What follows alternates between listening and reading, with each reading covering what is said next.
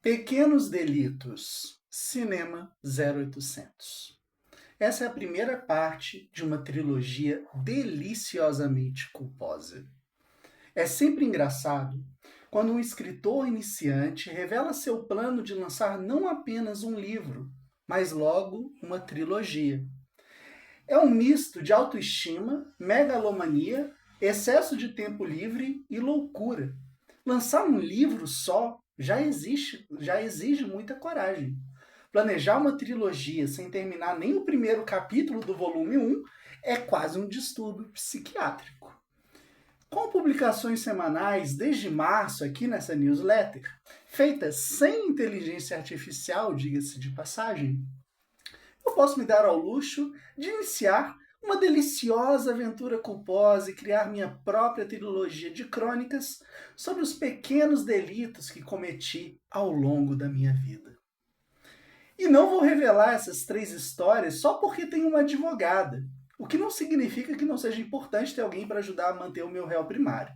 Mas porque outro dia eu pensei no quanto ser adulto significa aceitar o que te dizem que é certo ou errado. Ao contrário dos jovens, que sabendo ou não da chance de dar merda, eles fazem mesmo assim. Ok, os jovens podem ser bem idiotas. Na maioria das vezes, eles são extremamente idiotas. E eu fui um idiota que descobriu vários jeitos de não pagar para ir ao cinema ao longo da vida. Muito antes do cinema de boteco existir, antes dos convites para sessões de imprensa, pré-estreias e cartões VIP, eu era um jovem fudido, munido apenas de uma boa dose de cara de pau e oportunismo. Antes de me incriminar aqui publicamente, quero compartilhar uma grande novidade que preparei, que é isso aqui que vocês estão vendo, que agora a gente tem também um podcast na nossa newsletter. Eu sou velho de guerra, né, nesse universo de podcast. A primeira vez que eu tive um podcast foi um encontro do cinema de boteco ali em 2009. 2009, quando a gente encontrou na casa de uma pessoa que era do time e reuniu para gravar um podcast que nunca foi publicado. 2 anos depois, eu já era parte ali do time do Cinema em Cena, e aí eu participei, né, ativamente de um grande podcast. Um período depois, eu fui convidado para várias edições, né, do Cinéfilos, que era um programa de cinema super legal, e participei também do Microfonia. Microfonia era um programa hilário sobre o mundo da música, e o pessoal chegou a gravar a minha risada para usar em outros programas, né, de tão engraçado que eles acharam a minha participação, né? Então a gente cria agora esse podcast e também tem um podcast no Cinema de Boteco, que é o Shot, o podcast de cinema mais rápido da internet brasileira, que eu faço uma análise bem rápida ali dos filmes, coisa de 5, 10 minutos no máximo, a maioria vai ter 5 minutos. Então, assim, é um podcast para você ouvir e saber do que trata o filme, se vale a pena assistir o filme. Mas hoje a gente está aqui na segunda edição, eu acho, do Tolices, que é o meu podcast. Então, seja bem-vindo. Bora lá voltar para a história. Em 2002, 2003, chegando perto dos 20 anos de idade, eu era um rato do BH Shopping, também conhecido como o mais antigo e badalado da cidade. Enquanto a maioria dos mocinhos e mocinhas iam para o shopping no final de semana para azarar, o flertar, de fato, é realmente uma maldição, né? Azarar.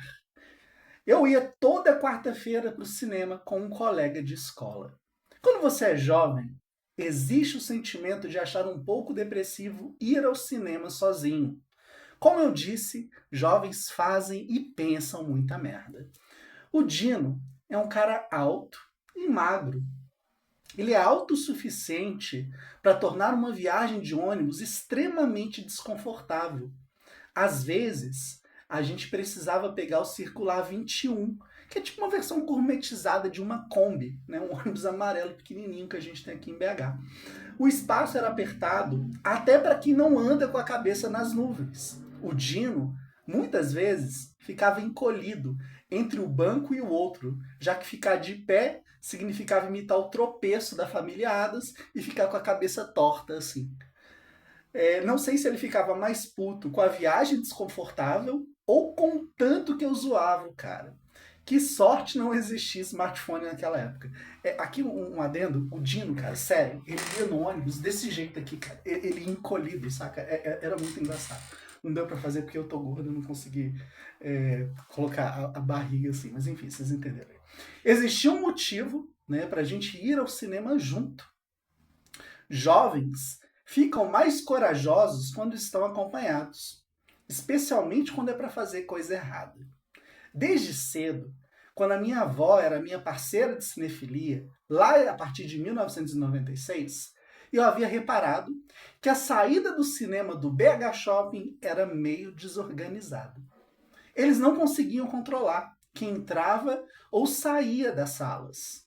Minha avó tinha dinheiro, ela não acharia essa informação útil, mas eu guardei isso até colocar em prática. Começou de forma inocente. Pô, perdi o começo do filme, moço. Eu só vou assistir aqui e vou embora, tá? E aí eu ficava. Com frio na barriga, comecei a me aventurar a trocar de sala só para ver se dava certo. De repente, eu já estava organizando os horários e ordem dos filmes que assistiria para saber quanto tempo precisaria esperar até trocar de uma sala para outra. Eu me tornei um pequeno empreendedor da trapaça.